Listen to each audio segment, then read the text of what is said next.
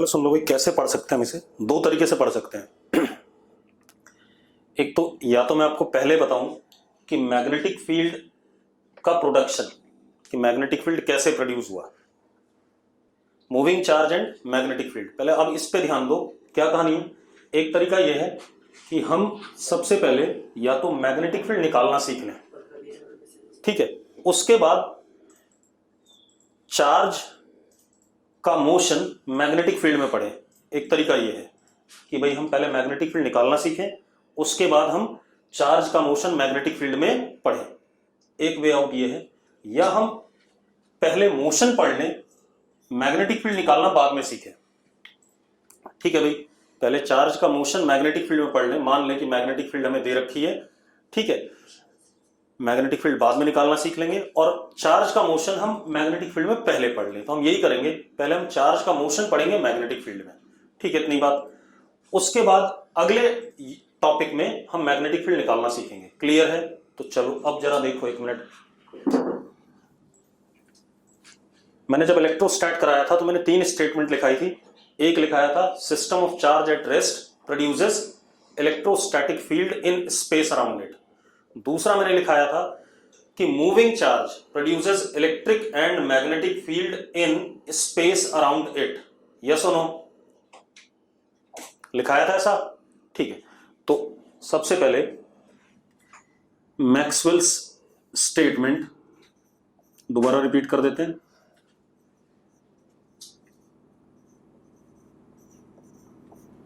Maxwell's statement, पहला statement, system of charge at rest produces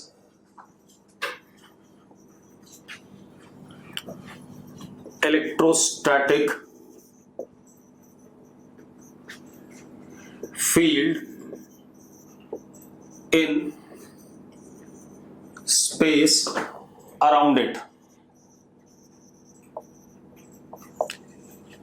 ये हम कर चुके हैं पूरे इलेक्ट्रोस्टैट वाले चैप्टर में, ठीक है, इतनी बात कि हमारे पास सिस्टम ऑफ चार्ज रेस्ट पे था तो उसने अपने आसपास क्या प्रोड्यूस करा? इलेक्ट्रोस्टैटिक फील्ड प्रोड्यूस करा। दूसरा, system of charge in uniform motion. Uniform motion मतलब constant velocity. System of charge in uniform motion produces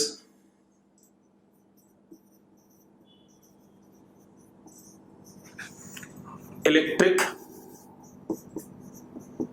and magnetic field around it. ठीक है भाई, system of charge in uniform motion, uniform motion सभी समझते हैं, constant velocity, ठीक है, इतनी बात, produces electric and magnetic field in space around it. तीसरा, system of charge in non uniform motion, यानी कि accelerated motion. System of charge in non uniform motion produces electric and magnetic field around it as well as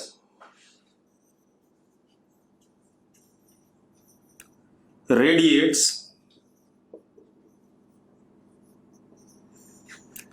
energy in form of electromagnetic waves या electromagnetic radiations।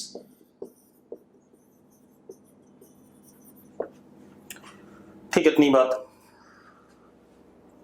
Electric और electrostatic के बीच में क्या अंतर है? Ayush live lecture करता नहीं था शायद, मैंने तब भी बताया था कि इलेक्ट्रिक और इलेक्ट्रोस्टैटिक का मतलब है, इलेक्ट्रोस्टैटिक का मतलब यह है कि सिस्टम ऑफ चार्ज रेस्ट पे ही है। मैं इलेक्ट्रिक वर्ड भी कई बार यूज कर लेता हूं उसके लिए, ठीक है, लेकिन अगर सिस्टम ऑफ चार्ज मोशन में है तो मैं कभी यहां इलेक्ट्रोस्टैटिक वर्ड यूज नहीं करूंगा। आयुष, अगर चार्ज मोशन में है तो मैं कभी भी इलेक्ट्रोस्टैटिक वर्ड यूज नहीं करूंगा उसके लिए, फील्ड के लिए, ठीक है। इतनी बात, मैं इलेक्ट्रिक एंड मैग्नेटिक फील्ड करूंगा, ठीक है, इतनी बात। अब ये वाली कहानी हम पढ़ चुके हैं इलेक्ट्रोस्टैट वाले चैप्टर में। अब जो यूनिट चलेगी उसमें ये वाली कहानी पढ़ेंगे पूरा, ठीक है, या ये भी पढ़ लेंगे थोड़ा बहुत, इन दोनों को पढ़ेंगे। क्लियर है इतनी बात, ठीक है। हालांकि ये हम ज्यादा मेनली पढ़ते हैं इलेक्ट्रोमैग्नेटिक वेव्स में, ठीक है। लास्ट में जो हमारा लास्ट चैप्टर होगा मैग्नेटिक का, इलेक्ट्रोमैग्नेटिक वेव्स, वहां पर देखेंगे इसको, ठीक है। अब सुनो भाई, अब सुनो, हमारे पास ये एक ऑब्जर्वर है और यहां पर कोई चार्ज सिस्टम है प्लस क्यू।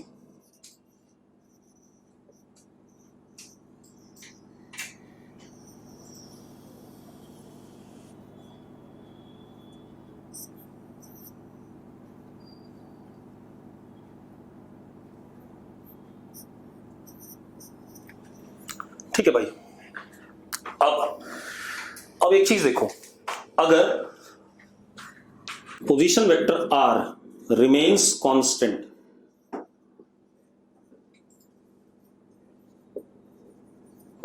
अगर पोजीशन वेक्टर r चेंज नहीं होता है, रिमेन्स कांस्टेंट का मतलब चेंज नहीं होता है, ठीक है, इतनी बात। तो this system is at rest with respect to observer को ओ कह रहा हूं मैं, विद रिस्पेक्ट टू ओ, हाँ या ना, पहले बताओ भाई। अगर पोजीशन वेक्टर आर चेंज नहीं होता है, कांस्टेंट रहता है, तो ऑब्वियस सी बात है, क्या कहते हैं, हमारे पास system is at rest with respect to, क्या कहते हैं, ऑब्जर्वर। अब अगर ये रेस्ट पे है, ठीक है, इतनी बात। तो अब एक बात बताओ, ये कहानी हो गई। इट मीन्स कि भाई ओनली इलेक्ट्रोस्टैटिक फील्ड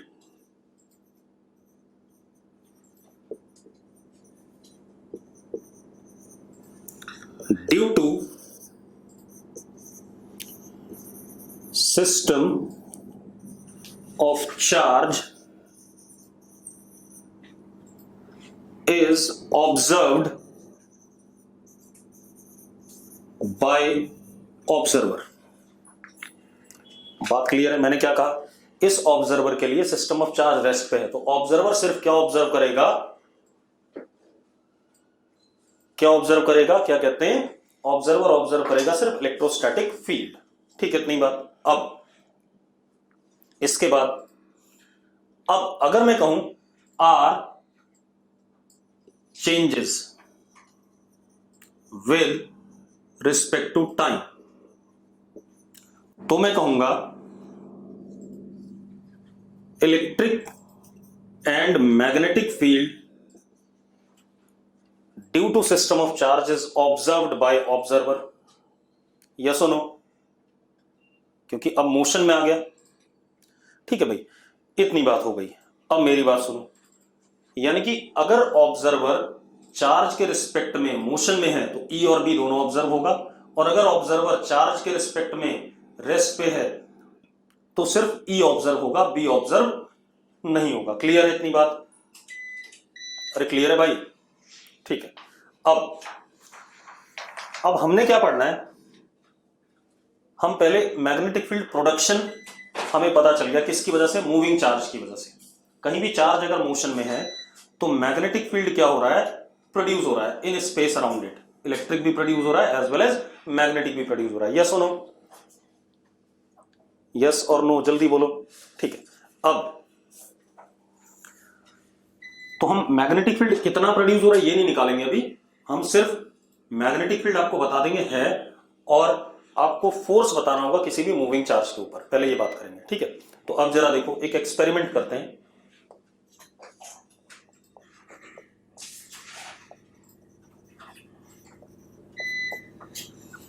ठीक है, एक्सपेरिमेंटल रिजल्ट है हमारे पास। एक ये करंट कैरिंग वायर है,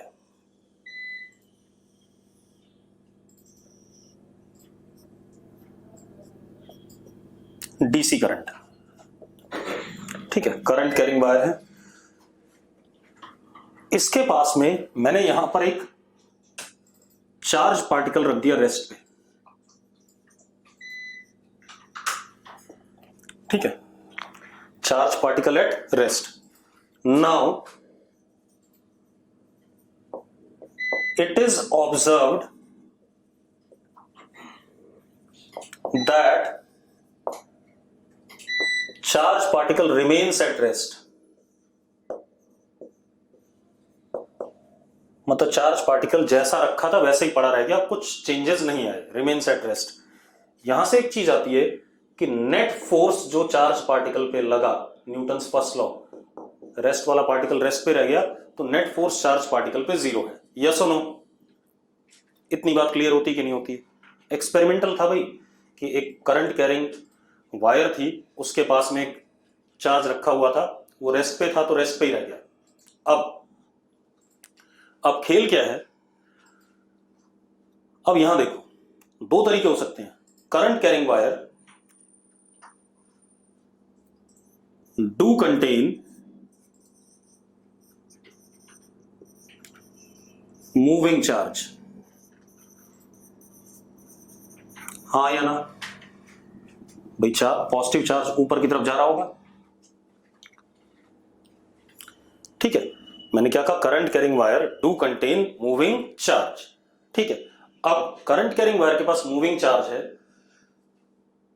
ऊपर की तरफ पॉजिटिव चार्ज वीडी वेलोसिटी से जा रहा है, ठीक है. It means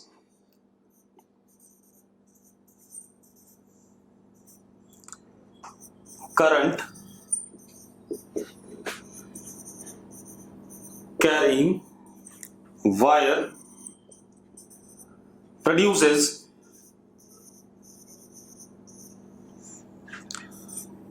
magnetic field in space around it. ये मतलब आता है कि नहीं आता है? मैं इसमें कोई डाउट हो तो बता दो भाई. करंट कैरिंग वायर में मूविंग चार्ज है तो वो अपने आसपास मैग्नेटिक फील्ड जरूर प्रोड्यूस करेगा. यही मैक्सवेल ने कहा था सेकंड स्टेटमेंट में. अरे यस और नो? मैंने क्या करा, एक एक्सपेरिमेंट लिया, एक करंट कैरिंग वायर ली जिसमें डीसी करंट फ्लो कर रहा है, ध्यान सुन लो. उसके पास एक टेस्ट चार्ज रखा, टेस्ट चार्ज रेस्ट पे था. पाया क्या गया? टेस्ट चार्ज हमेशा के लिए रेस्ट पे रहा. हमेशा के लिए रेस्ट पे रहा मतलब टेस्ट चार्ज पे कोई फोर्स नहीं लगा. अब एक बात देखो, करंट कैरिंग वायर में ड्रिफ्ट वेलोसिटी से चार्ज मूव करता है कि नहीं करता है? अगर चार्ज मूव करता है, ठीक है, इतनी बात, तो current carrying wire do contain moving charge. It means current carrying wire अपने आसपास मैग्नेटिक फील्ड प्रोड्यूस करेगा. यहां तक कोई दिक्कत है किसी को तो बता दो भाई फटाफट, जल्दी बोलो. नहीं, ठीक है. अब देखो, नेट फोर्स जीरो कह रहे हैं. यहां पर दो केसेस आ सकते हैं. पहला case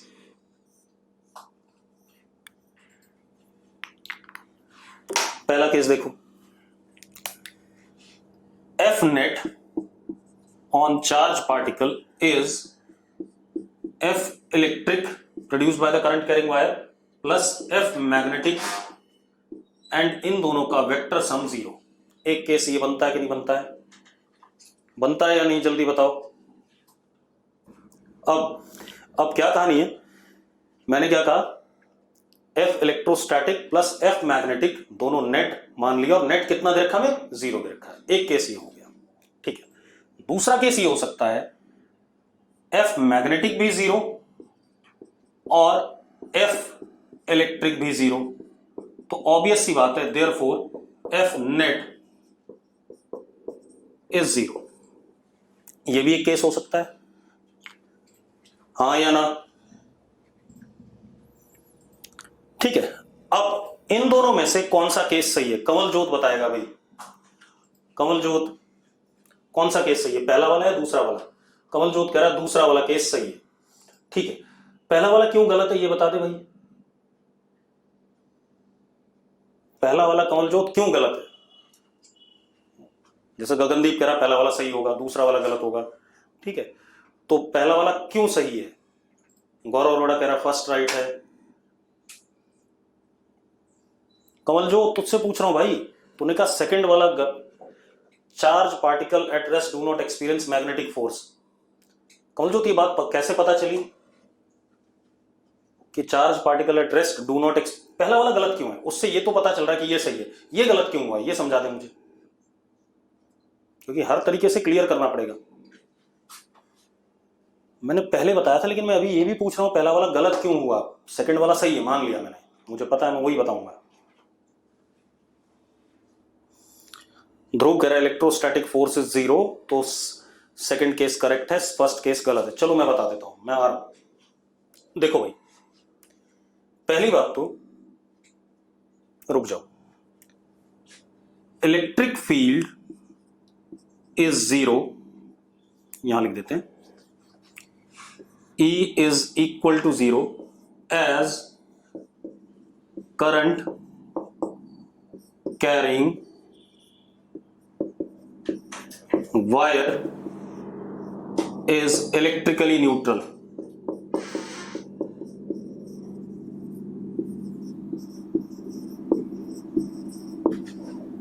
Current carrying wire is electrically neutral. ठीक है भाई, क्लियर है, मेरी बात समझ में आ गई कि E इसलिए 0 है, इस करंट कैरिंग वायर का कोई इलेक्ट्रिक फील्ड अपने आसपास नहीं होगा, क्योंकि हमने पहले भी पढ़ा हुआ है इलेक्ट्रोस्टैटिक वाले चैप्टर में कि current carrying wire is electrically neutral. Clear है, तो E 0 हो गया। अब अगर E 0 हो गया तो ऑब्वियस सी बात है ये FE 0 हो गया। अब FE 0 हो गया, ठीक है, इतनी बात। और F नेट भी 0 है, F नेट भी 0 है और FE 0 है, तो FB को भी क्या होना पड़ेगा, 0 होना पड़ेगा कि नहीं होना पड़ेगा? यस और नो, बोलो भाई, FB को 0 होना पड़ेगा कि नहीं? अब मजेदार बात देखो, यानी कि ये केस हमारा करेक्ट है, ठीक है, इतनी बात। यहां से कंक्लूजन क्या आया? यहां से कंक्लूजन ये आया that charge at rest do not experience, आप रिजल्ट मत बताया करो, कंक्लूजन कैसे आया वो देखा करो। That charge at rest do not experience magnetic force, rest वाला चार्ज मैग्नेटिक फोर्स कभी भी एक्सपीरियंस नहीं करेगा। अब और अच्छा एक्सप्लेन कर देता हूं बेटा, एक बात बताओ, मैं 11th क्लास से बात बोलता जा रहा हूं कि जो सिस्टम जैसी फील्ड प्रोड्यूस करता है वैसी फील्ड वो एक्सपीरियंस करता है। एक बात बताओ, रेस्ट वाला चार्ज मैग्नेटिक फील्ड प्रोड्यूस कर सकता है क्या? जल्दी बोलो, रेस्ट वाला चार्ज मैग्नेटिक फील्ड प्रोड्यूस कर सकता है? नहीं कर सकता। तो वो रेस्ट वाला चार्ज मैग्नेटिक फील्ड एक्सपीरियंस भी नहीं कर सकता। ये लॉजिक है एक्चुअल में भाई। रेस्ट वाला चार्ज अगर मैग्नेटिक फील्ड प्रोड्यूस नहीं कर सकता तो it means it will not experience magnetic field, मतलब मैग्नेटिक फील्ड प्रोड्यूस नहीं कर सकता तो कोई और मैग्नेटिक फील्ड एक्सपीरियंस भी नहीं करेगा। ऐसे ही बताया था मैंने, अरे हां या ना? ठीक है, तो आप इस बात को लिख लो, since charge at rest do not produce magnetic field, therefore it will not experience any other magnetic field। ठीक है, any other magnetic field। Clear है भाई? ठीक है बेटा, कोई दिक्कत नहीं। अब एक और चीज, अब दूसरा एक्सपेरिमेंट लेते हैं यहीं पर।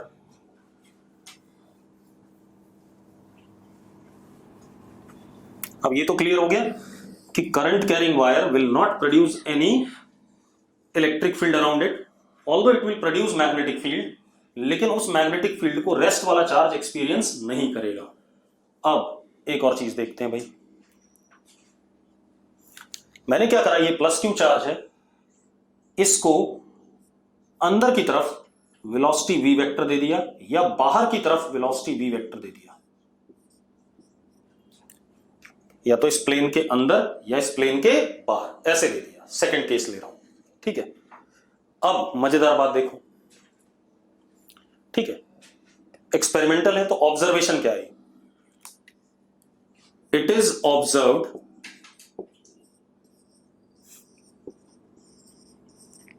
that no deflection occurs, कोई डिफ्लेक्शन नहीं आया। यह ऑब्जर्व हुआ कि वेलोसिटी v से अंदर चला गया विदाउट एनी डिफ्लेक्शन, या वेलोसिटी v से बाहर आ गया विदाउट एनी डिफ्लेक्शन, मतलब v remains constant.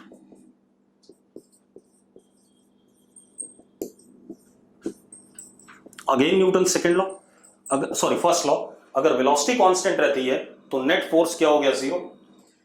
Therefore F net किसके बराबर होगा, सिर्फ एफ बी के बराबर, क्योंकि इलेक्ट्रिक तो लगना ही नहीं, इलेक्ट्रिक फील्ड ही नहीं है, और ये किसके बराबर आ गया, जीरो के बराबर। यस और नो, यस और नो। अब देखो बेटा, अब क्या कहानी हमारे पास, यानी कि मैग्नेटिक फील्ड हमारा क्या है, जीरो है। अब 10th क्लास में हमने एक चीज पढ़ी थी, अगर याद हो 10th क्लास में एक चीज पढ़ी थी, अगर ये करंट कैरिंग वायर है, मैं ऐसे दिख रहा हूं आई, तो मैग्नेटिक फील्ड ऐसे करके करंट के डायरेक्शन में राइट हैंड का अंगूठा लेते हैं और फिंगर्स को कर्ल करते हैं। बता रहा हूं डिफ्लेक्शन क्यों नहीं हुआ गगनदीप, इसीलिए बैठा हूं, ठीक है, परेशान ना हो। ऐसे करके आयरन की फिलिंग्स को हमने, अगर आपने एनसीईआरटी देखी हो, करंट कैरिंग वायर के पास में आयरन फिलिंग डाली तो ऐसे ऐसे अरेंज हो गया था एक सर्कुलर फॉर्मेट में। अरे याद है, बस इतनी सी बात, कोई फ्लेमिंग रूल नहीं है बे, पता नहीं कौन है अर्नब गोस्वामी, ठीक है, इसे फ्लेमिंग रूल नहीं कहते हैं, जबरदस्ती पहले पढ़ा है। अब क्या कहानी, करंट कैरिंग वायर की डायरेक्शन में आपने अंगूठा रखा, right hand palm, straight wire थी, और फिंगर्स ऐसे कर्ल करी तो ऐसे कंसेंट्रिक में आयरन की फिलिंग्स अरेंज हो गई थी। सेम ऐसा है, अगर मैं यहां पर देखूं तो हमारा जो मैग्नेटिक फील्ड आएगा इस जगह पे, अंदर की तरफ आ रहा है कि नहीं आ रहा है, डायरेक्शन ऑफ मैग्नेटिक फील्ड, ये मैंने आपको अभी बताया है, इसका डायरेक्शन मैथमेटिकली भी हम लाएंगे, ठीक है। ये तो मैंने 10th क्लास वाली एनालॉजी ले ली, बाद में जब मैग्नेटिक फील्ड निकालेंगे तो हमें ये डायरेक्शन मैग्नेटिक फील्ड का मिलेगा बाकायदा, ठीक है, इतनी बात, ऐसा ही। अरे बात समझ में आ रही है, ये आपको अभी मैंने याद करने के लिए बोला है कि 10th क्लास में आपने पढ़ा होगा, करंट कैरिंग वायर के अलोंग राइट हैंड पाम का अंगूठा रख दो और फिंगर्स को ऐसे कर्ल करो, ठीक है, इतनी बात। तो ऐसे क्या कहते हैं, हमारा मैग्नेटिक फील्ड का डायरेक्शन होता है। अब तो मैग्नेटिक फील्ड इस वाले करंट कैरिंग वायर के लिए अंदर की तरफ हो गया। अब अगर फोर्स नहीं लगा, एक्सपेरिमेंटल रिजल्ट है भाई, ठीक है, अगर फोर्स नहीं लगा तो हम ये कह सकते हैं, इफ वी वेक्टर पैरेलल और एंटी पैरेलल, कंक्लूजन बता रहा हूं, to magnetic field, then FB is zero on charge particle। Magnetic field होते हुए भी और मोशन ऑफ चार्ज पार्टिकल होते हुए भी FB जीरो आया ऑन चार्ज पार्टिकल। अब इसका भी मैथमेटिकल प्रूफ आपको मिलेगा जब हम मैग्नेटिक फील्ड करेंगे। इसका मतलब एक और आता है, इसका कंक्लूजन एक और है। क्या कंक्लूजन है कि चार्ज पार्टिकल का मोशन जिस लाइन के अलोंग होता है उस लाइन के अलोंग वो मैग्नेटिक फील्ड प्रोड्यूस नहीं करता है, इसी वजह से वो मैग्नेटिक फोर्स को एक्सपीरियंस भी नहीं कर रहा है। अगर कोई चार्ज पार्टिकल v वेलोसिटी से चल रहा है, ध्यान से देखो ऐसे, तो इस लाइन पे कहीं पर भी magnetic field produced by charge particle will be zero, and if it would be zero then it would not be experiencing magnetic force also. अरे बात समझ में आ गई कि नहीं आ गई? सुधीर चौधरी समझ में आ गया भाई? ठीक है, तो अब तो हम ये कह सकते हैं, लिखो इस कंक्लूजन को लिख ही लेते हैं, बता रहा हूं बेटा।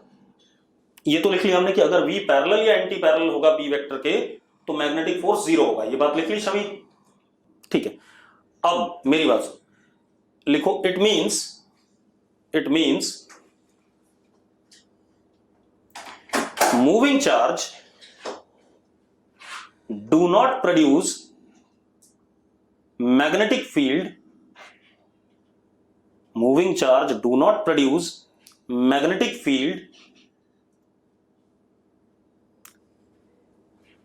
along its line of motion, along its line of motion।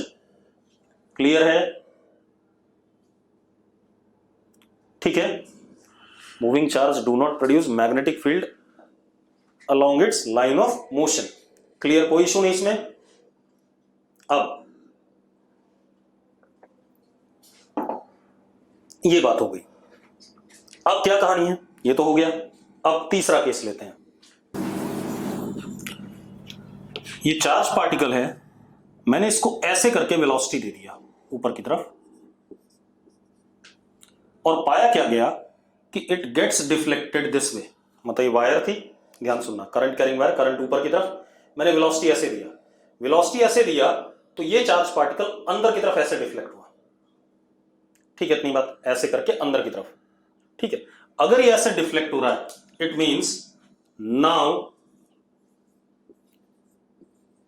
Charge particle, अब किसी भी डायरेक्शन में वेलोसिटी दूं, सिर्फ पैरेलल एंटी पैरेलल ना हो, तो किसी भी डायरेक्शन में अगर मैं वेलोसिटी दूंगा और पैरेलल और एंटी पैरेलल नहीं है बी वेक्टर के, तो now charge particle gets deflected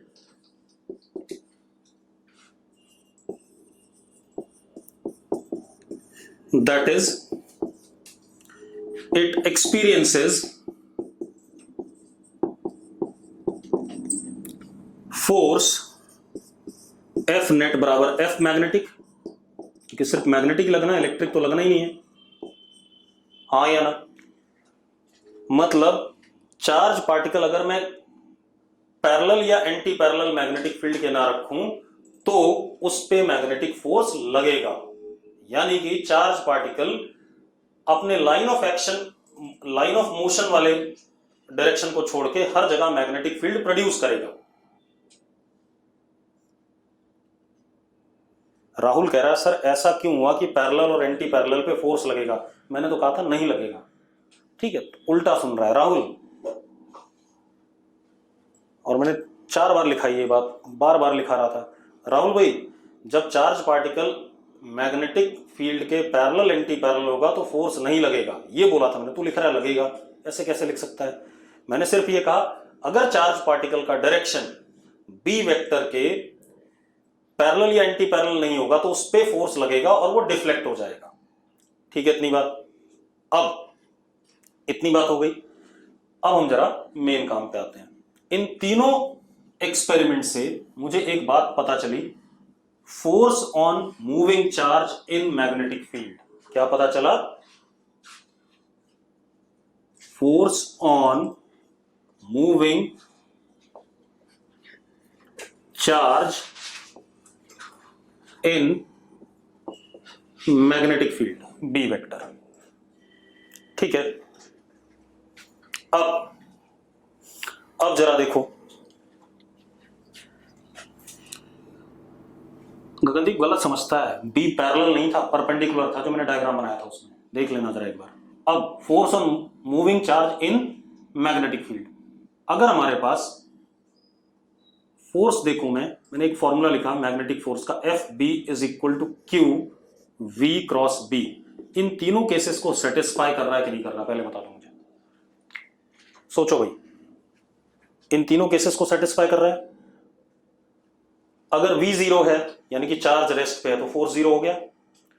अगर V पैरेलल या एंटी पैरेलल है तो भी फोर्स 0 हो गया। अदरवाइज फोर्स लग रहा है कि नहीं लग रहा, पहले बता दो मुझे। यस और नो? मनकीरत कह रही यस। ठीक है, अब एनालाइज कर लेते हैं इसे। देखो, ये प्लस क्यू है, ये V वेलोसिटी, चार्ज पार्टिकल ऐसे जा रहा है, मान लो मैग्नेटिक फील्ड ऐसा है। ठीक है, अब जरा ध्यान से देखो, तो जो फोर्स का डायरेक्शन आएगा, ठीक है इतनी बात, वो कैसा आएगा? डॉट आएगा, V cross B, cross product of two vectors. हाँ या ना? अरे आ रहा है कि नहीं आ रहा? V की तरफ हाथ रखो और उसको कर्ल करो किधर की तरफ? B की तरफ। तो अंगूठा किधर आया? बाहर आया कि नहीं आया? तो FB इज आउटवर्ड्स। आ रहा है कि नहीं आ रहा, पहले बता दो मुझे। इस केस में तो आउटवर्ड आ रहा है कि नहीं आ रहा है? यस और नो? ठीक है, अगर यहीं पर ये नेगेटिव चार्ज पार्टिकल होता, ध्यान से देख लेते हैं, सेम,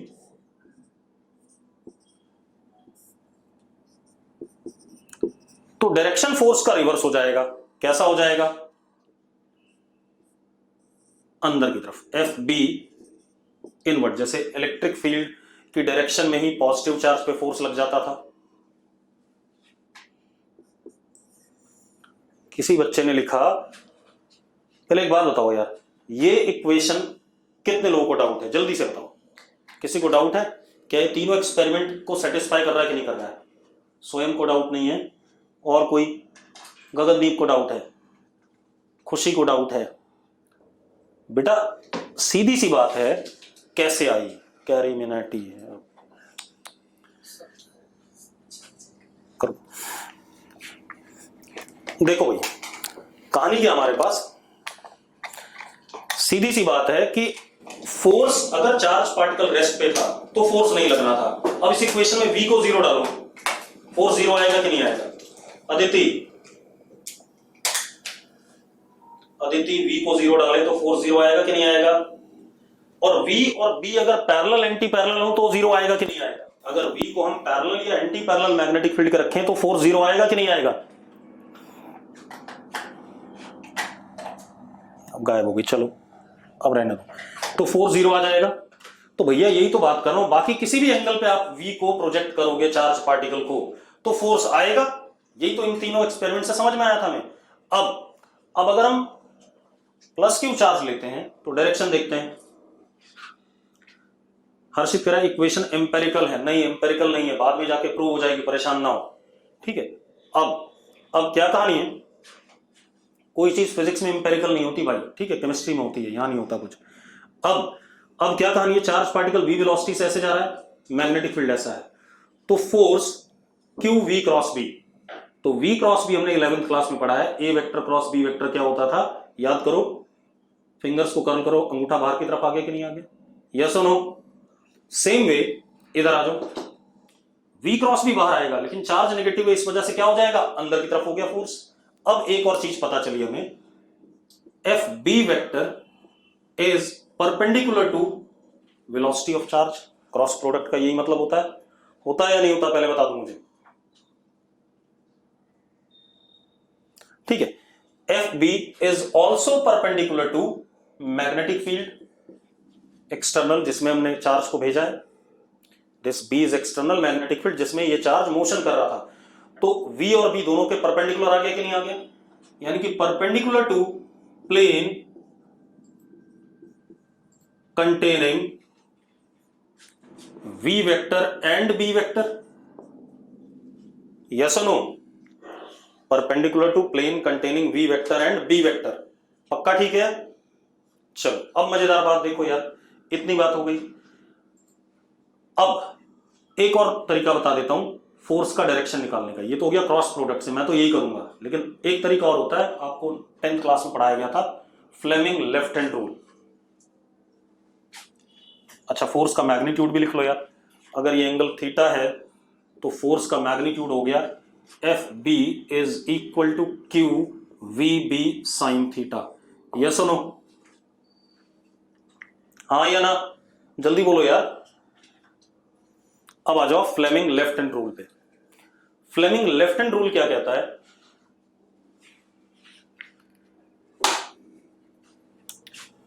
टेंथ क्लास में आपने पढ़ा होगा।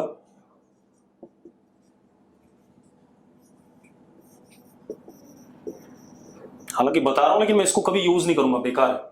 फ्लेमिंग लेफ्ट हैंड रूल, आपका लेफ्ट हैंड है, उसमें middle finger is what, velocity. मैं लिख देता हूं,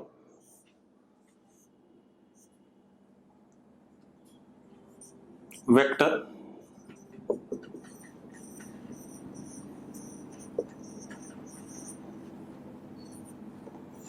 ये जो इंडेक्स फिंगर है ये हमारा मैग्नेटिक फील्ड,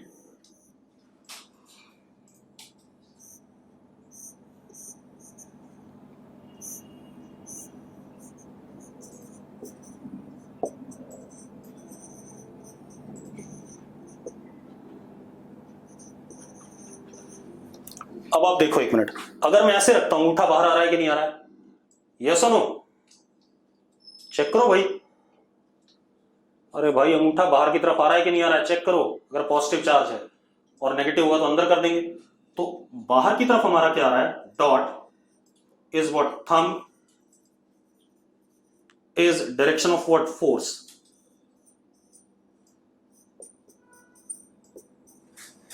ठीक है, तो अगर आपको फ्लेमिंग लेफ्ट हैंड रूल से फोर्स का डायरेक्शन निकालना है तो V की तरफ आप अपना क्या रखेंगे?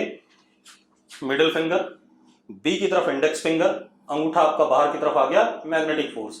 उससे अच्छा तो यही है कि आप right hand thumb rule cross product का लगा लो। V cross B gives us what? Resultant vector. Resultant vector is FB। ठीक है, इतनी बात हो गया क्लियर। अब मजेदार बात क्या देखिए, देखो एक मिनट।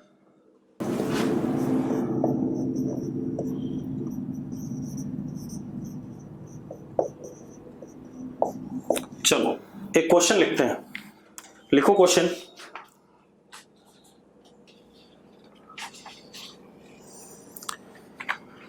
चार्ज पार्टिकल को हमने मैग्नेटिक फील्ड में प्रोजेक्ट करा।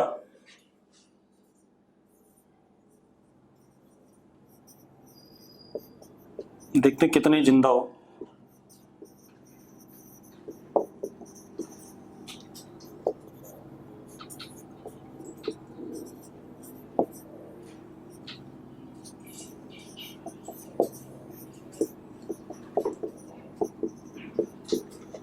ऐसा यूनिट मैग्नेटिक फील्ड की टेस्ला होती है, वो तो अभी डिफाइन कर लेंगे, कोई बात नहीं।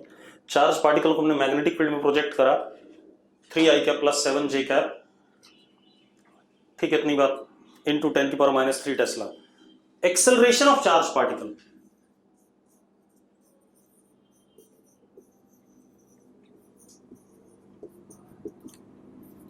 is found to be a vector is equal to xi cap plus 3j cap metre पर सेकेंड। फाइंड x,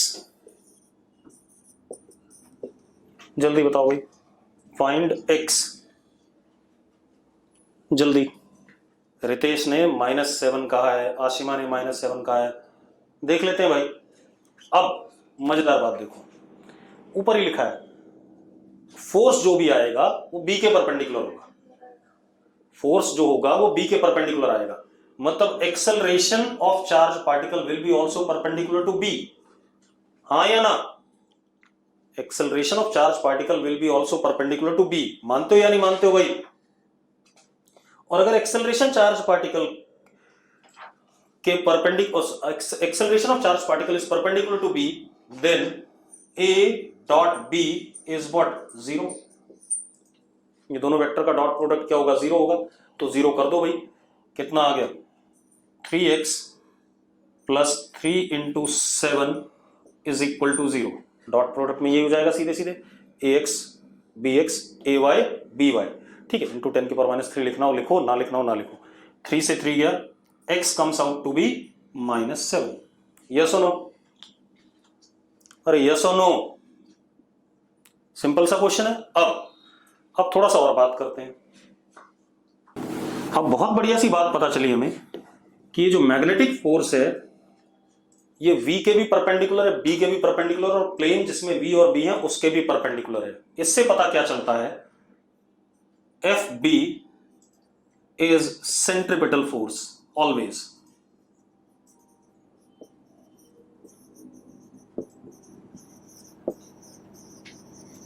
मानते हो या नहीं मानते हो?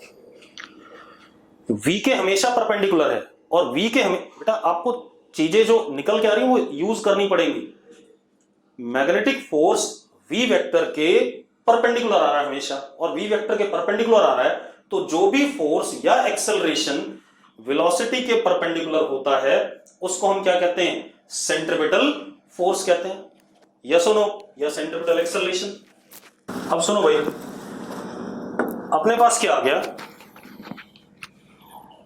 अब साफ साफ दिख रहा है कि this force will B centripetal. अगर ये सेंट्रिपिटल फोर्स होगा तो यानी कि magnitude of velocity of charge remains constant, ये कभी भी चेंज नहीं होगा। मानते हो या नहीं मानते हो भाई? सेंट्रिपिटल फोर्स वेलोसिटी के मैग्नीट्यूड को चेंज नहीं करता, सिर्फ क्या करता है? उसके डायरेक्शन को चेंज करता है। ठीक है, इतनी बात।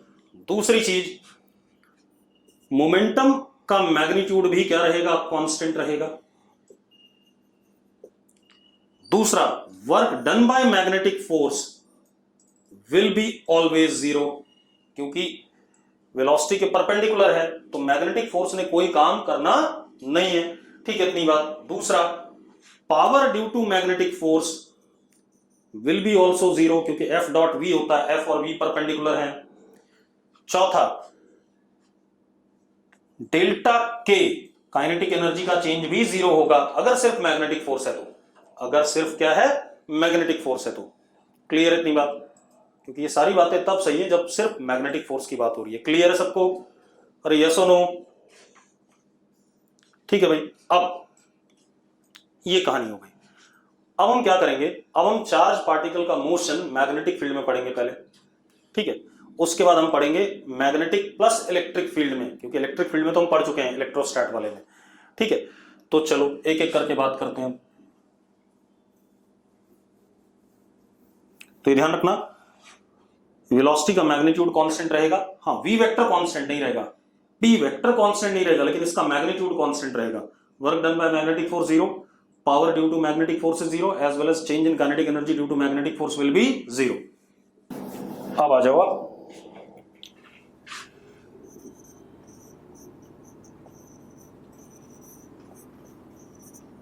motion of charge particle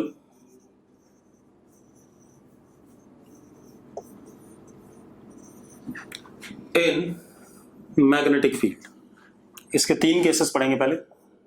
अच्छा, एक चीज और, मैग्नेटिक फील्ड हम अभी यूनिफॉर्म ले लेते हैं।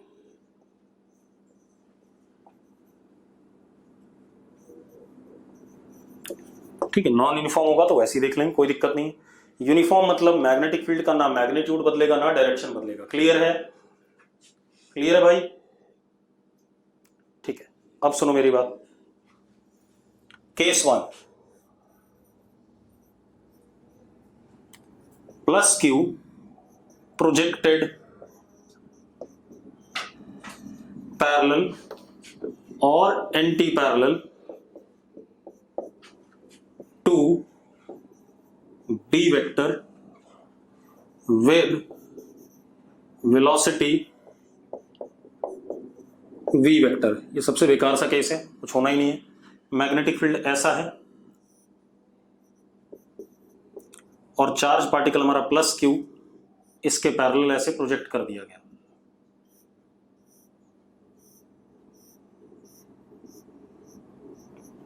अब एक बात बताओ, हमने अभी पढ़ा मैग्नेटिक फोर्स जीरो हो जाएगा क्योंकि V और B पैरेलल हैं, तो मैग्नेटिक फोर्स क्या हो जाएगा? जीरो। यस और नो? यस और नो जल्दी बोलो भाई। Therefore motion of charge particle is uniform motion along, uniform motion है तो अपने आप ही स्ट्रेट लाइन हो गया सीधे। यस और नो? सीधी लाइन पे चलेगा कि नहीं चलेगा? अरे v वेलोसिटी चलता रहेगा। ठीक है,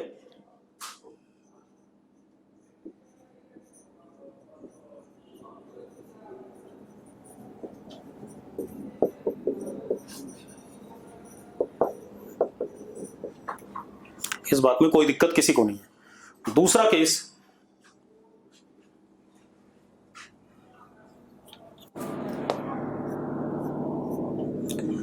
charge particle is projected perpendicular to magnetic field with velocity v। charge particle is projected perpendicular to magnetic field with velocity v। अब मेरी बात ध्यान सुनो, और मैग्नेटिक फील्ड यूनिफॉर्म है ये हमें पता है, मतलब मैग्नेटिक फील्ड चेंज नहीं करेगा। अब पहले मैं डायग्राम बना लेता हूं एक बार, उसके बाद आपको बताता हूं।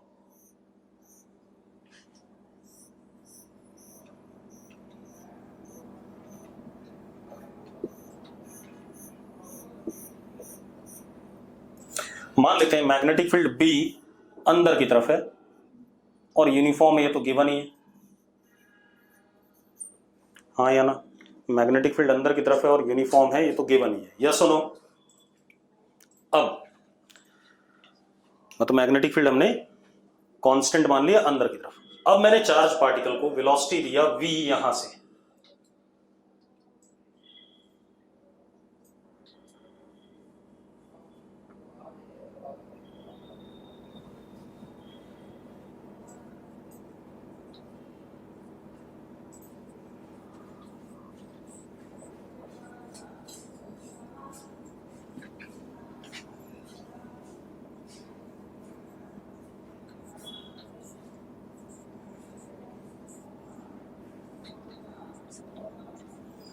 इसको एक्स एक्सिस मान लिया बेटा थोड़ी देर के लिए, क्या मान ही लिया, this is X axis and this one is Y axis. तो ये हमारा ओरिजिन हो गया 0 0 at time 0 and charge particle is given velocity v vector v i cap initially as such. ठीक है, इतनी बात ऐसे दे दिया गया। ठीक है, इतनी बात। Charge plus q and mass of charge particle is m। मास तो होगा ही कुछ ना कुछ। ठीक है, अब अगर मैं इस इंस्टेंट पे मैग्नेटिक फोर्स देखूं, magnetic force at this instant, तो मैग्नेटिक फोर्स होता है q v cross B. V ऐसा है, ध्यान से देखना, वी ये रहा और बी अंदर की तरफ है या नहीं? अरे यस और नो? देखो भाई, अब v क्रॉस b करते हैं तो फोर्स जो आएगा इस वक्त y एक्सिस के अलॉन्ग आएगा कि नहीं आएगा, बताओ जरा मुझे। अरे v क्रॉस b करेंगे तो फोर्स y एक्सिस के अलॉन्ग आएगा कि नहीं आएगा? ठीक है, तो इस मोमेंट पे जो हमारा मैग्नेटिक फोर्स है that is along y axis. Yes और नो? अब मजेदार बात देखो, ये जो फोर्स है, ठीक है, इतनी बात, this F B is perpendicular to v vector. हाँ या ना? It is perpendicular to v vector और नॉट? जल्दी बोलो भाई। परपेंडिकुलर टू वी वेक्टर है मतलब सेंट्रिपिटल है, तो क्या करेगा, वेलोसिटी का क्या चेंज कराएगा, डायरेक्शन, लेकिन मैग्नीट्यूड चेंज नहीं होगा। तो अगर हम किसी मोमेंट पे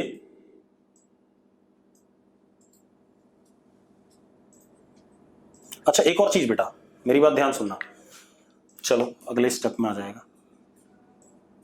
किसी टाइम पे चार्ज पार्टिकल यहां आ गया, ठीक है, चलो रुको, F B perpendicular to v, therefore mod v remains constant,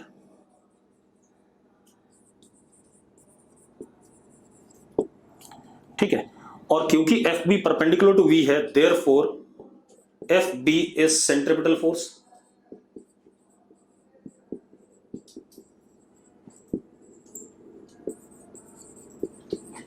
always, हमेशा परपेंडिकुलर होगा, ये तो बेसिक डेफिनेशन ही है, force is q v cross B. तो इसका मतलब जो हमारे पास मोशन आएगा इस चार्ज पार्टिकल को, आएगा यूनिफॉर्म सर्कुलर मोशन, क्योंकि इस चार्ज पार्टिकल का जो मोशन आएगा that would be uniform circular motion, क्योंकि और कोई फोर्स है नहीं, यही है, और ये हमेशा वेलोसिटी के परपेंडिकुलर है। Therefore motion of plus Q is uniform circular motion. Yes और नो? इतनी बात क्लियर है तो यस लिख दो भाई। अब एक बच्चे ने कहा था डायरेक्शन दोबारा बता दो, 10 बार बता दो तब भी तुम वहीं खड़े रहोगे भाई। v ऐसा था ये वाला और b अंदर था, तो v क्रॉस b किधर आया, ऊपर आया कि नहीं आया, डायरेक्शन मिल गई रितेश। अब ये यूनिफॉर्म सर्कुलर मोशन हो गया। अब हम यहां देखें, इस मोमेंट पे वेलोसिटी v वेक्टर, इस मोमेंट पे वेलोसिटी v वेक्टर आ गई, ठीक है, इतनी बात। मान लेते हैं ये एंगल कितना हो गया, थीटा।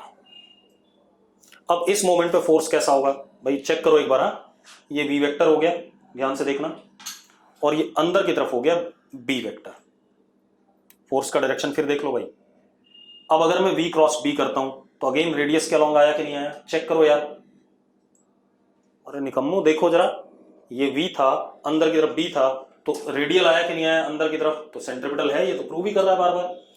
तो ये आ गया आपका अगेन एफ बी।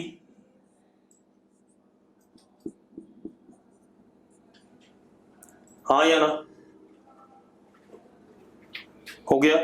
अब टुवर्ड सेंटर, तो इसीलिए सेंट्रिपिटल हो, तो अपने आप ही हो गया था क्लियर।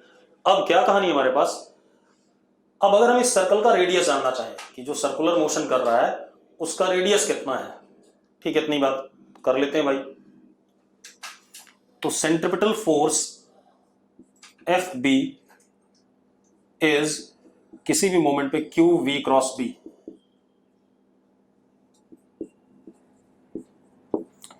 अब v और b हमेशा 90 डिग्री पर है, क्योंकि velocity is perpendicular to magnetic field always.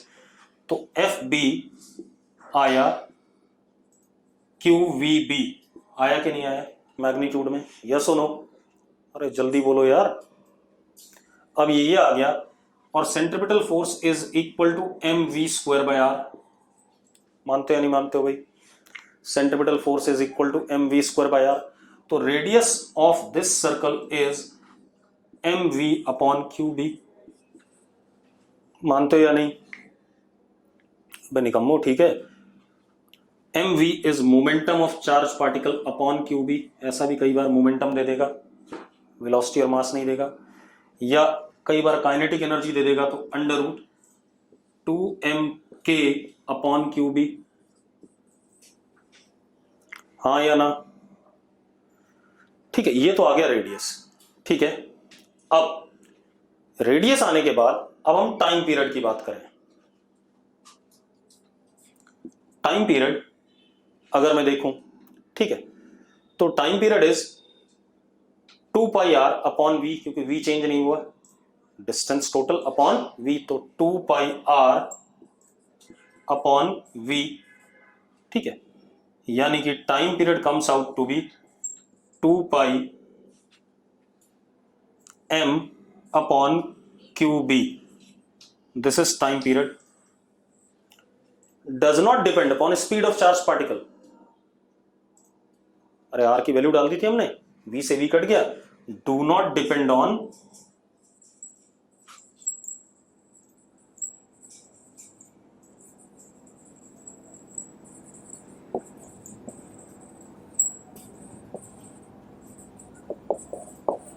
Time period, do not depend upon speed of charge particle. Clear इतनी बात?